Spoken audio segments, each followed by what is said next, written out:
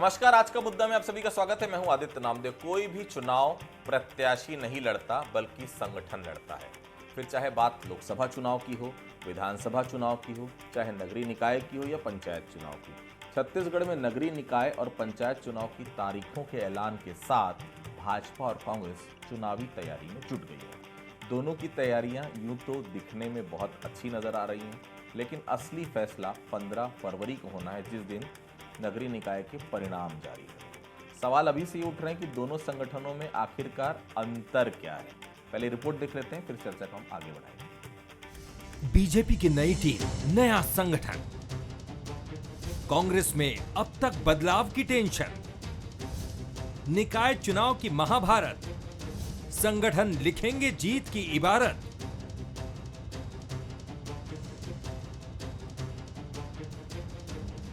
छत्तीसगढ़ में निकाय चुनाव की रणभेरी बजने के बाद सियासी दल रणनीति बनाने में जुटे हैं। बीजेपी नए चेहरों के साथ चुनाव मैदान में नजर आएगी तो कांग्रेस में बदलाव का इंतजार लंबा होता जा रहा है। लिहाजा हारे नेता ही कांग्रेस के लिए जीत की रणनीति बनाएंगे। लगातार 3 हार के बाद कांग्रेसी जीत की आस लगा रहे हैं तो बीजेपी उत्साहित है। नवनियुक्त जिलाध्यक्ष, उनमें भी बड़ा उत्साह है। युवा हैं वो। हमारे जो मंडल के अध्यक्ष हैं वो भी युवा हैं, और साथ ही साथ जो हमारे निवृत्तमान अध्यक्ष हैं और जो निवृत्तमान हमारे मंडल के जिला के अध्यक्ष हैं, हमारे बूथ की इकाई है, सभी मिलकर समन्वय के साथ, क्योंकि यही टीम ने मिलकर और पिछले कई वर्षों से लगातार और भारतीय जनता पार्टी को इस ऊंचाइयों पर पहुंचाने का काम किया है। प्रदेश, केंद्र, रायपुर दक्षिण की तरह नगरीय निकायों में भी राज्य की जनता कमल खिलाए। निकाय चुनाव के लिए कांग्रेस मैनिफेस्टो और इलेक्शन कमेटी बन चुकी है, जिसमें हारे हुए कई बड़े नेता शामिल किए गए हैं। हालांकि इसके बाद भी पार्टी जीत का दावा कर रही है। समय अनुसार परिवर्तन भी जरूरी है। अगर परिवर्तन नहीं हो पाया तो पुरानी टीम काम कर रही है और सीनियर उस टीम के साथ वहाँ के सीनियर नेताओं को हम लाभ लेंगे।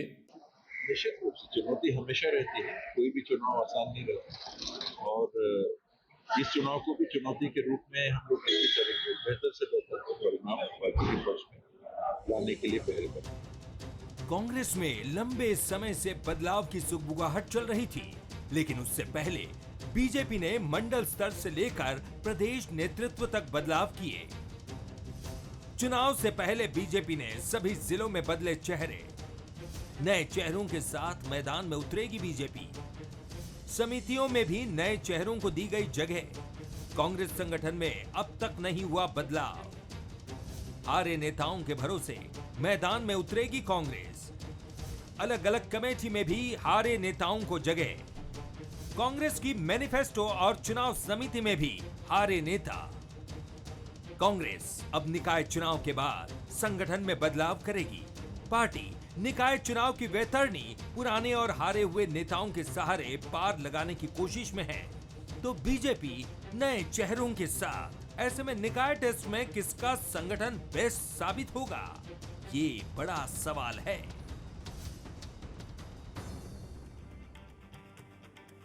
बीजेपी की टीम की कमान जहां दूसरी बार किरण देव के हाथ में है, तो वहीं कांग्रेस के पास एक ऐसे योद्धा हैं जो लगातार 2 चुनाव हार चुके हैं। मेरे कहने का मतलब प्रदेश अध्यक्ष बने हैं, उसके बाद से विधानसभा चुनाव उनके नेतृत्व में हारा जा चुका है, लोकसभा चुनाव भी वो हार चुके हैं। जाहिर है इसका असर चुनावी रणनीति में भी दिखेगा। दीपक बैज खुद बस्तर से आते हैं, जहां के सबसे बड़े नेता फिलहाल सलाखों के पीछे हैं, तो दूसरी तरफ बीजेपी के प्रदेश अध्यक्ष भी बस्तर से आते हैं, जहां से फिलहाल केदार कश्यप मंत्री हैं।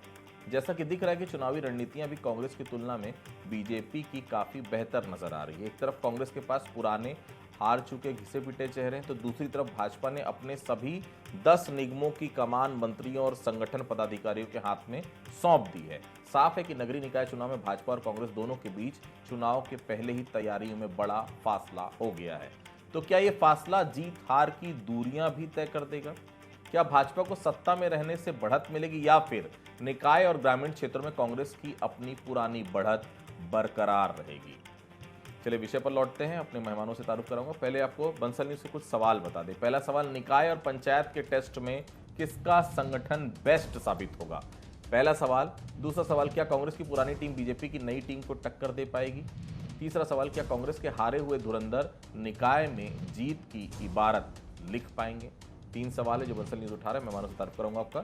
प्रकाश चंद होता साहब हैं, वरिष्ठ पत्रकार हैं, बहुत स्वागत करता हूं उनका। के.एस. चौहान साहब हैं, भारतीय जनता पार्टी के नेता हैं, प्रवक्ता हैं, बहुत स्वागत करता हूं आपका। अभय नारायण राय जी हैं, कांग्रेस के नेता हैं, प्रवक्ता हैं, बहुत स्वागत करता हूं उनका। सभी गेस्ट जुड़ चुके हैं। सबसे पहले मैं अभय जी के पास आता हूं। अभय जी, आपके पास ना मुद्दे दिख रहे हैं, ना लीडरशिप नजर आ रही, कैसे चुनाव जीतेंगे आप? अभय जी। आदित्य जी, मुद्दे भी हैं, लीडरशिप भी है, और वही टीम है जिसने 2018 में भारतीय जनता पार्टी को 14 सीट पे पहुंचाया था। वही टीम है जो पिछले नगर निगम चुनाव में सभी नगर निगमों में महापौर बनाने का काम किया, नगर पंचायतों में अध्यक्ष बनाने का काम किया, नगर पालिकाओं में अध्यक्ष बनाने का काम किया। वही टीम है। रही बात भारतीय जनता पार्टी की टीम की, तो उनके संगठन के चुनाव हुए, उनका समय पूरा हो गया था, और संगठन के चुनाव के कारण उनको नए अध्यक्ष मिले। 1 साल की सरकार की असफलता और 5 साल हमने जो नगर निगमों में काम किया, जो हमने सुविधाएं दी, जो हमने नगर निगमों का विकास किया, जो सी ग्रेड सिटी थी उसको बी ग्रेड सिटी बनाने के लिए हमने विकास के काम 5 साल में किया। जो केंद्रीय कर्मचारी होंगे वो समझते होंगे बी ग्रेड सिटी और सी ग्रेड सिटी का अंतर क्या होता है। तमाम काम हमने किए हैं, वो मुद्दे हैं। और 1 साल में ये सरकार पूरी तरह से असफल है। लॉ एंड ऑर्डर में असफल है, महिलाओं की सुरक्षा में असफल है, महंगाई रोकने में असफल है, और नगर निगमों को 1 रुपया नहीं मिला। जहां तक आपने पहले कहा था कि वही लोग, हारी हुई टीम, जो आप शीर्षक में भी कह रहे थे, ये वही टीम है जिसने भारतीय जनता पार्टी को 14 सीट पे पहुंचाया था। तरस गए थे ये लोग, नेता प्रतिपक्ष भी इनका नहीं बनता। ये वही टीम है जिसने सभी नगर निगम, सभी नगर पालिका, वो टीम कैसे है भाई जी? उस समय प्रदेश अध्यक्ष थोड़ी थे दीपक बैज, वो कैसे टीम है बताइए? वो टीम कैसे है? उस समय प्रदेश अध्यक्ष थोड़ी थे दीपक बैज, बताइए। उस समय सांसद थे, भूपेश बघेल एक भूमिका में थे, टी.एस. सिंह एक भूमिका में थे, महंत जी अपनी भूमिका में थे, ताम्रध्वज साहू थे, रवीन चौबे थे, सत्यनारायण शर्मा थे, मोहम्मद अकबर थे। आज वही टीम काम कर रही है। अब दीपक बैज की नई टीम, नौजवान टीम भी काम कर रही है। युवक कांग्रेस आकाश शर्मा की टीम भी काम कर रही है। NSY नीरज पांडे की टीम भी काम कर रही है। गुरुदेवी नेतान की महिला टीम भी काम कर रही है। तो कांग्रेस के जोश और जज्बा में अंतर इसलिए नहीं है कि हमारे कार्यकर्ताओं का ये चुनाव है, और ये चुनाव कार्यकर्ता लड़ते हैं। वो कार्यकर्ता जो लोकसभा विधानसभा में पार्टी के लिए जान लगाते हैं, तो आज वरिष्ठ नेता उन कार्यकर्ताओं के साथ खड़े होंगे। संगठन पूरी तरह से तैयार है। ठीक है, भारतीय जनता पार्टी क्या मुद्दा लेके आएगी, ठीक है, क्या विचार लेके जाएगी? चुनाव क्यों दिसंबर से जनवरी हुए? परीक्षाओं के समय चुनाव क्यों हो रहे हैं? परिणाम 4 बार में क्यों डिक्लेयर होंगे? ईवीएम से चुनाव क्यों हो रहे हैं? मुद्दों में कोई कमी नहीं है। अभय जी, ये वही कार्यकर्ता हैं जो लगातार ये कहते थे कि हमको मिलने भी जाना पड़ता था सीएम हाउस, तो 6-6 महीने हमको मुलाकात का समय नहीं मिलता था। 5 साल में हमारा एक काम नहीं हो पाया। एक जिलाध्यक्ष तो ये कह रहा था मैं अपनी पत्नी का ट्रांसफर तक नहीं करवा पाया। यही वो कार्यकर्ता हैं। भारतीय जनता पार्टी को भी समझना पड़ेगा, यही वो कार्यकर्ता हैं। अगर कार्यकर्ता आपके साथ आए तो सत्ता बना भी देते हैं, कार्यकर्ता नाराज हो जाए तो सत्ता से गिरा भी देते हैं। चौहान साहब, किस तरह की तैयारी है नगरीय निकाय चुनाव को लेकर आपकी?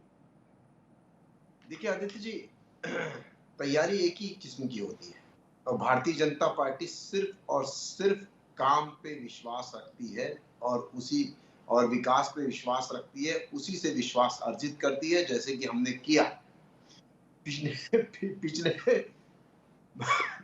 पिछले 12 महीनों में। आप देखेंगे महतारी वंदन योजना, 21 क्विंटल धान बिना रकबा काटे 3100 रुपए में धान खरीदी, रिकॉर्ड खरीदी। उसके बाद नक्सली पे आ जाइए तो रिकॉर्ड, आज तक छत्तीसगढ़ जब से बना है तब से लेकर आज तक 1 साल में ऐसा कभी नहीं आंकड़े आए जो 1750 नक्सली हमने गिरफ्तार किए हैं, सरेंडर हुए हैं, 220 मारे हैं और 100 से ऊपर मुठभेड़ हुए हैं। ऐसा कभी नहीं हुआ। और सबसे मेन बात ये बताते हुए मुझे खुशी हो रही है कि हम देश में पिछले 1 सालों में देश में अव्वल स्थान पे हैं जहां पर हमने नक्सलियों का मुठभेड़ और खात्मा किया है। हम देश में पहले स्थान है, ये हमें गर्व होता है। दूसरी बात, देखिए जनता जो होती है आदित्य जी, आप भी जानते हैं कि न्यूट्रल होती है। वो ना भारतीय जनता पार्टी की है, ना किसी और अन्य दल की है, ना किसी अन्य दल की है। वो यही देखती है कि मेरे लिए उचित क्या, मेरे लिए उचित क्या, और उसके हिसाब से वो जाके वोट देती है। पिछले 1 सालों में आप देखेंगे कि पिछले 1 सालों में हमने विधानसभा जीता, और छत्तीसगढ़ जब से बना है तब से सबसे ज्यादा सीटें आई, सबसे कम सीटें कांग्रेस ठीक, की आई। जी जी उसके बाद 5 जी महीने चौहान साहब मैं आऊंगा आपके पास, लेकिन मैं अभी भी ये कहूंगा कि अभी भी कार्यकर्ताओं के बारे में और सोचना ही चाहिए दोनों पार्टी को, क्योंकि कार्यकर्ता की सुनी जाएगी तो निश्चित तौर पर हर चुनाव जो जीतते हैं आगे भी आप जीतते जाएंगे। होता साहब, इस बार के चुनाव में आप बेसिक अंतर क्या देख रहे हैं, बेसिक डिफरेंस, संगठन किसका धारदार नजर आ रहा है आपको, कांग्रेस का, बीजेपी का? होता साहब, मुझे अगर पूछेगा आदित्य जी, तो मुझे ये दिख रहा है कि कांग्रेस के पास पैसा ही नहीं है चुनाव लड़ने के लिए। उनके जो कोषाध्यक्ष है 2 साल से गायब हैं, उनके पीछे ईडी लगी हुई है, फंड है भूपेश बघेल के पास, दीपक बैच के पास संगठन है लेकिन फंड नहीं है, और जो अधिकार है वो अधिकार नहीं है भूपेश बघेल के पास, लेकिन सारे फंड है। तो फंड बिना चुनाव कैसे लड़ी जाएगी, पहली बात। दूसरी बात है, तैयारियों को लेकर ले तो जितने नाम गिनाए वो सब बड़े नाम हैं, चाहे ताम्रध्वज साहू, रविंद्र चौबे, लेकिन जमीन पर किसी को नहीं दिख रहे हैं। होता साहब जी, सबसे बड़ी बात है, चुनाव जब लड़ना है तो फंड की जरूरत होती है। अब बीजेपी ने ऐसी रणनीति बनाई कि उसमें दोनों उलझ गए। एक कवासी लखमा की गिरफ्तारी, बड़े नेता उसी में उलझ गए, भूपेश बघेल उसी में उलझ गए कि अपने ही मंत्री को बचाए कि चुनाव पे जाए। अगर चुनाव पे जाते हैं तो लोग कहेंगे देखो अपने मंत्री को नहीं बचाया, अब मंत्री को बचाने गए तो फिर यहां चुनाव हाथ से निकल जाएंगे, पहली बात। दूसरी बात है, सत्ता और संगठन की ऐसा खेल है, ईडी और आईटी की ऐसी घूम रही है यहां पे कि ये पैसा निकाल नहीं पाएंगे तो फिर फंड कौन करेगा? इसको लेकर पार्टी भी मंथन कर रही है, कांग्रेस पार्टी भी सोच रही है, लेकिन सबसे बड़ी दिक्कत है दिल्ली और छत्तीसगढ़ में, दोनों में, मैं तो डबल इंजन नहीं कहूंगा, मैं कहूंगा दोनों में एक ही पार्टी है, और जब मिलके जब इंटेलिजेंस को शेयर करते हैं तो फिर छापे उसी हिसाब से पड़ते हैं, और जब छापे पड़ते हैं, अभी जितने ओडिशा में, रायपुर में रहते थे या छत्तीसगढ़ में रहते थे और ओडिशा में काम करते थे, वो सारे ठेकेदारों पर इनकम टैक्स का छापा पड़ गया, यानी कि फंड का और एक सोर्स जो था वो भी बंद हो गया। तो ऐसी परिस्थितियों में बड़ा कठिन होता है किसी भी राजनीतिक दल को आगे बढ़ना। दूसरी तरफ बीजेपी की क्या दिक्कत है अगर हम बात करेंगे आदित्य जी, तो कार्यकर्ता तो भाई अभी तक बोले कि हमारे हाथ में कुछ लगा नहीं, क्योंकि सत्ता पे आने के बाद हर किसी को लगता है मुझे भी कुछ मिल जाए, मैं भी कुछ बन जाऊं, तो सबको देना संभव भी नहीं है और रेवड़ियां बंटना भी शुरू नहीं हुआ, तो वो थोड़ा अभी क्या कहे, कॉन्फिडेंस भी उनका डगमगा रहा है और बोल रहे हैं भाई 1 साल तो निकल गया, मेरा नाम है कि नहीं है लिस्ट पे। तो उसीलिए पार्टी और संगठन को इस बात को भी सोचना होगा कि ये कह रहे हैं कि भाई जैसे चुनाव जीतेंगे, जो जिताएगा हम उसको रेवड़ियां बांटेंगे, ये कही जा रही है। तो कितने मन लगा के काम करेगा और क्या होगा, कार्यकर्ताओं को मूल एक ही लाइन में अगर कहूं, दोनों पार्टियों के लिए ये चुनौती है, कांग्रेस और बीजेपी के लिए, कि अपने कार्यकर्ताओं को लगा के, समय नहीं है इसीलिए कार्यकर्ताओं को लगा के पोलिंग बूथ तक कैसे लाया जाए, इसके लिए बेहतर रणनीति करानी होगी। ठीक है चौहान साहब, पूरे मंत्रियों को आप लोग चुनाव में उतार दिए हैं, अभी लिस्ट जारी हुई मैंने देखा है, रायपुर, जितने भी 10 निगम है, रायपुर, राजनांदगांव, धमतरी, चिरमिरी, हर जगह एक एक मंत्री आपने लगा दिया, एक एक संगठन प्रभारी लगा दिया है, और निश्चित तौर पर जिले की संबंधित टीम भी लगा दी है, पूरे मंत्रियों को उतार दिया। कैबिनेट विस्तार के पहले उनका परफॉर्मेंस टेस्ट तो नहीं हो रहा है कहीं चौहान साहब? देखिए आदित्य जी, ये भारतीय जनता पार्टी है और भारतीय जनता पार्टी में पद नहीं दायित्व दिया जाता है, और दायित्व देने से पहले वो अपनी विचारधारा और अपनी टीम के प्रति समर्पित रहते हैं, और उसके बाद उनको जो काम दिया जाता है, उसको विकेट कीपिंग करा दो, आप बॉलिंग करवा दो, आप फील्डिंग करवा दो, आप जो करवा दे, वो कार्यकर्ता बन के, वो ये नहीं समझता कि मैं एक पदाधिकारी हूं, वो ये समझता है कि मैं एक कार्यकर्ता हूं और अपनी विचारधारा के लिए, अपनी पार्टी के लिए, अपने देश प्रदेश के लिए मुझे काम करना है, उसमें वो जुट जाते हैं। दूसरी बात, रही बात ये जो टॉपिक है अपनी डिबेट का, वो है टीम वर्क। टीम वर्क जो होता है वो ऐसे ही होता है, हम डिस्ट्रीब्यूट करेंगे काम और हमारी टीम काम करेगी। ठीक है। जो मतलब एक अनुशासित चीज में रहेगी और काम करेगी, तो ये ओनली टीम वर्क जो हमारे को दिखाई देता है भारतीय जनता पार्टी का, और बहुत ही मजबूती से हम लोग लड़ेंगे। और उसके बाद सबसे बेसिक क्या चीज है आदित्य जी, कि भारतीय जनता पार्टी छोटा सा जवाब रखेंगे चौहान साहब प्लीज। संगठन से सत्ता की ओर आई है, ये बेसिक डिफरेंस है। ये बेसिक डिफरेंस है कि संगठन से सत्ता की ओर गई है भारतीय जनता पार्टी। इनका संगठन नहीं था और आज भी कोई संगठन दिखता नहीं है इनका। भूपेश बघेल जो है, जैसे कि होता साहब ने पूरा क्लियर कर दिया है, भूपेश बघेल अलग जा रहे हैं, टीएस सिंहदेव अलग जा रहे हैं, और जो पिछले चेहरे दिखाई देते थे वो बिल्कुल आज दिखाई नहीं दे रहे, दिखाई नहीं दे रहे। ठीक है, मैं जवाब ले लेता हूं जी, मैं जवाब लेता हूं। अभय जी, आप लोगों की तैयारी मजबूत दिख नहीं रही है जमीनी स्तर पर। एक दो बातें जो भारतीय जनता पार्टी उठा रही है, आपके पास मुद्दे नहीं है, महत्वपूर्ण चीज। दूसरी बात है, घोषणा पत्र में किन मुद्दों को शामिल करेंगे, उसके लिए भी मुद्दे नहीं है। खुद की तैयारी से ज्यादा ऐसा लग रहा है कि आप सवाल उठाने में लगे कि बीजेपी ये कर रही है, बीजेपी वो कर रही है, चुनाव आयोग ये कर रहा है। तैयारियों और मुद्दों पर घोषणा पत्र में कब ध्यान देंगे अभय जी? ये हमारी घोषणा पत्र समिति बन चुकी है, उसकी बैठक हो चुकी है। और जहां तक मुद्दों का बात है, 5 साल में जो हमने नगरीय निकाय के भविष्य बदलने की बात की थी और हमने बदला। जन्म प्रमाण पत्र, मृत्यु प्रमाण पत्र लेने के लिए केवल आपको फोन करना होता था और मितान आके घर पहुंचाता था। हाट बाजार क्लिनिक चला, दाई दीदी क्लिनिक चला, स्लम एरिया में जन स्वास्थ्य की बसें चली, स्वास्थ्य विभाग घर पहुंच के इलाज कर रहा था। और जो छोटे छोटे टुकड़ों में रजिस्ट्री चलती थी, जिसको इन्होंने बंद करा दिया, वो एक आम आदमी भी प्लाट खरीद सके उसकी रजिस्ट्री होती थी, जिसको इन्होंने उगाही के लिए बंद करा दिया। अब जहां जहां समझौते हो रहे हैं वहां प्रारंभ करा रहे हैं। तो ऐसे बहुत से मुद्दे हैं जिनको हम घोषणा पत्र में कंटिन्यू करेंगे। ये हमने 5 साल में किया, फिर 5 साल आप मौका दीजिए, फिर हम करेंगे। रही बात दायित्व और मुद्दे पद की बात कर रहे थे चौहान साहब, अभी प्रवक्ता के पद पे हैं, सत्ता में दायित्व खोज रहे हैं। किरण देव जी भी दायित्व खोजना चाह रहे थे, लेकिन फिर उनको पद पे बैठा दिया गया कि नहीं आप पद पे रहिए, दायित्व मत खोजिए। तो कांग्रेस में कोई दायित्व और पद की अलग बात नहीं होती। जिसको जहां जो पद मिला है वो अपना दायित्व निभा रहा है, काम कर रहा है। और आप देखिएगा कि दीपक बैच की ये टीम, महंत जी की अनुभवी टीम, दोनों मिलके जो स्थितियां लाएंगे वो कहाँ जाएगी। और ये गिनेंगे कितने नगर निगम इनके पास आए, ये गिने गए नगर पंचायत कितने हैं। और जितना इन्होंने परीक्षाओं को लेकर मजाक किया है वो पालक कभी बर्दाश्त नहीं करेंगे। इनको चुनाव की पड़ी है। ये चुनाव जब दिसंबर में होना था, जनवरी में आ गए, फिर फरवरी में चुनाव करा रहे हैं और 1 मार्च से परीक्षाएं, 15 फरवरी से बोर्ड की परीक्षाएं।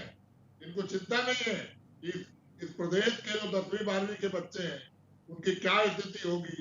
ये पीएससी की बात करते हैं, ये तमाम बेरोजगारी दूर करने, आप पढ़ने नहीं दोगे। मैं लौटूंगा आपके पास। वो तो सब निकाय चुनाव में कहा जाता है जिसकी सत्ता रहती है उसका दबदबा रहता है। उपचुनाव और नगरीय निकाय चुनाव में इसका फायदा भी मिलता दिखता रहा है, लेकिन मौजूदा सरकार के परफॉर्मेंस को लेकर सवाल उठाए जा रहे हैं। क्या आप मानते हैं कि उतनी बेहतर स्थिति में भारतीय जनता पार्टी नहीं है फिलहाल?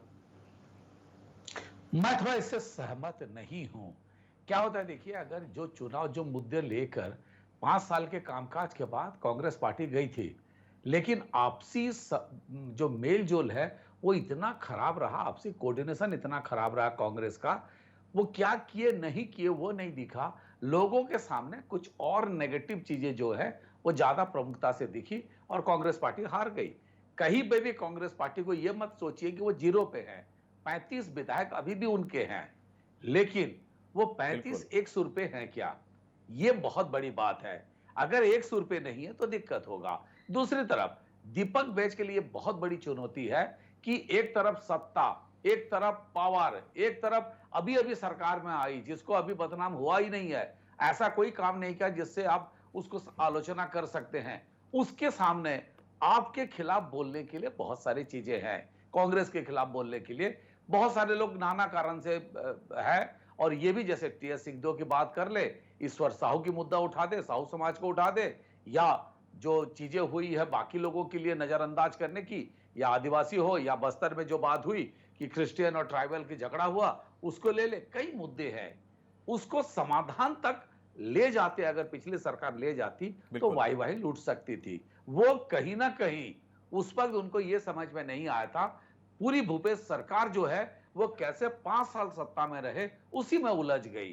तो परफॉर्मेंस जो था वो टीएस को निपटाने में लगे, ना कि वो अपने गोल लकीर को लंबा खींचने के लिए, और उसका परिणाम रहा वो चुनाव भी हार गए। और इस बार भी थोड़ा कहने के लिए बहुत ज्यादा चीज उनके पास नहीं है, और तभी तो लोगों ने, कुछ तो होगा, तभी तो लोगों ने बीजेपी को वोट दिया और कांग्रेस को नहीं दिया।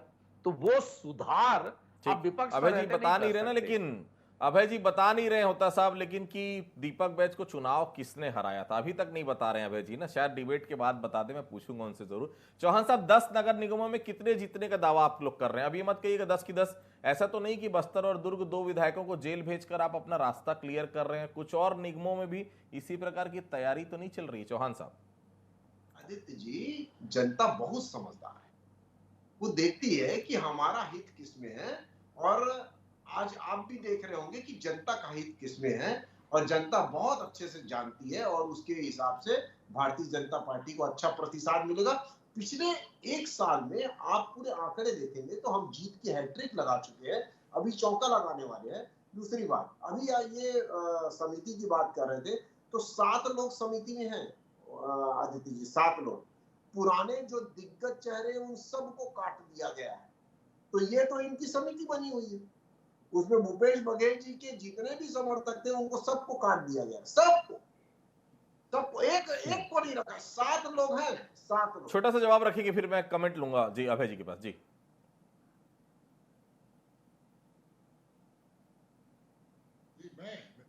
ठीक है अभय जी, मेरी आवाज आ रही है आपके पास? जी आ रही है, आवाज आ रही है जी।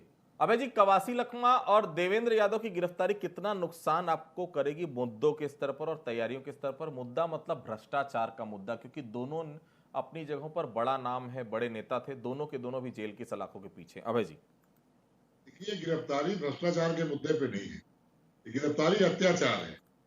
आप कलेक्टर ऑफिस बचा नहीं पाते, यहाँ पे एसपी ऑफिस बचा नहीं पाते, और आप बस्तर में चुनाव नहीं जीत पाते, सुकमा में तो आपको पंच नहीं मिलता। तो आप चुनाव जीतने से पहले लखमा जी को जेल भेज के, देवेंद्र यादव को जेल भेज के सपना देख रहे हैं। ये सपना क्या रहेगा आप देखिएगा, इसका कितना गलत असर पड़ेगा, और ये कांग्रेस के साथ पहुंच जाएंगे। लखमा जी बस्तर वालों के नेता है, बस्तर की आवाज है, बस्तर की आवाज को चुप करने। तो चलिए देखिए, नगरीय निकाय चुनाव की बिसात बीत चुकी है, त्रिस्तरीय पंचायत चुनाव भी होने हैं। 15 तारीख को पहला रिजल्ट आएगा नगरीय निकाय का, और उसके बाद फिर पंचायत चुनाव होने हैं। कांग्रेस पिछली बार 10 के 10 नगर निगम में काबिज थी। सफीरा साहू थोड़े दिन पहले ही भारतीय जनता पार्टी में शामिल हुई है, लेकिन फिर भी 10 के 10 नगर निगम कांग्रेस के पास थे। भारतीय जनता पार्टी ये दावा कर रही कि वो 10 के 10 नगर निगम भी जीतेगी, नगर पंचायत भी जीतेगी, साथ ही जितने भी सरपंच पंच के चुनाव है वो सब वो जीतेगी। नजर रहेगी हमारी भी, देखने वाली बात होगी। लेकिन एक बात बहुत साफ है, तैयारी में फिलहाल जिस प्रकार से पूरी पार्टी ने झोंक दिया है मंत्रियों को, संगठन के लोगों को, तैयारी में निश्चित तौर पर भारतीय जनता पार्टी आगे दिखी। दीपक बैज के लिए निश्चित तौर पर ये बड़ा टेस्ट होगा, और दीपक बैज नगरीय निकाय चुनाव भी नहीं जितवा पाते तो उनके लिए आगे की परिस्थितियां निश्चित तौर पर चैलेंज भरी हो सकती है। आप सभी हमारे से जुड़े, आप सभी लोगों का बहुत बहुत धन्यवाद। आज का मुद्दा में फिलहाल इतना ही, बाकी खबरों के लिए आप लगातार बने रहिए बंसल न्यूज के साथ। नमस्कार।